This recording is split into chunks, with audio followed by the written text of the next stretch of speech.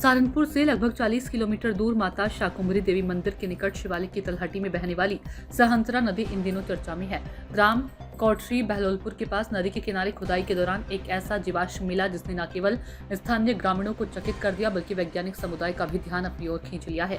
प्रारंभिक अध्ययन में अवशेष लेट क्रिटेशियस काल के किसी सींगधारी डायनासोर की नाक का सींग बताया जा रहा है।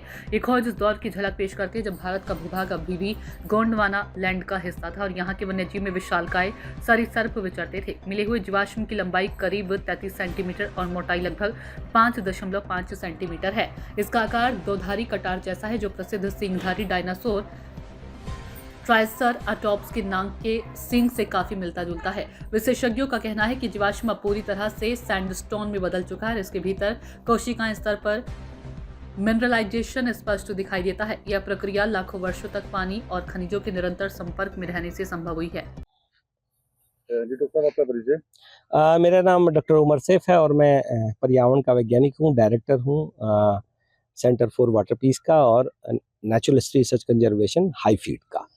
ये जो सहस्त्रा नदी है और इसके अंदर बताया जा रहे हैं कि करोड़ों साल पुराने फॉसिल्स हैं और आपको भी एक नया मिला है जिसको बताया जा रहा है डायनासोर का वो सींग है, उसके बारे में बता दीजिए। तो दरअसल मैं आपको इस जगह के बारे में बताऊं तो ये बहुत ही महत्वपूर्ण जगह है और सबसे बड़ी बात तो ये है कि जब हम लोगों ने अध्ययन किया तो ये अरावली का जो है इसके बारे में लोग ज़्यादा बात नहीं करते, दिल्ली हरिद्वार रिज।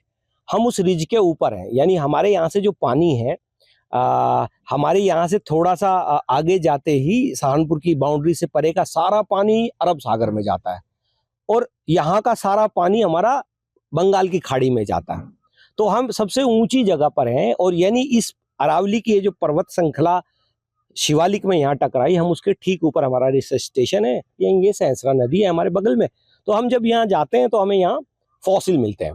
तो वो फॉसिल्स को जब हम चेक कर रहे थे और ये ढूंढने की कोशिश कर रहे थे कि ये असल में यहाँ कैसे आए, क्योंकि हिमालय तो उतना पुराना है नहीं शिवालिक का, तो पता चला कि दरअसल ये जो अरावली का जो खजाना है वो सारा यहाँ है। यानी 220 करोड़ साल पुरानी अरावली है और उसे बार बार 3-4 करोड़ साल से हिमालय का यमुना की बाढ़ उसे बार बार उसमें से मिट्टी और तलछट निकालती जाती है और फॉसिल्स और फॉसिलाइज्ड होते हैं, यानी मिनरलाइजेशन होता है और वो नीचे गिरते चले जाते हैं। तो यहाँ तकरीबन 1-1.5 किलोमीटर गहरा जो गड्ढा बना है ये इंडो-गैंजेटिक प्लेन का, इसमें पूरे के पूरे में फॉसिल भरे हुए हैं जो 220 करोड़ साल से लेकर के और अब तक के हैं, यानी जब मैमलों का विकास हुआ। तो हमें यहाँ डिफरेंट काल के ये एक तरह का फॉसिल्स का खजाना है, एक ही जगह जमा हो गए हैं।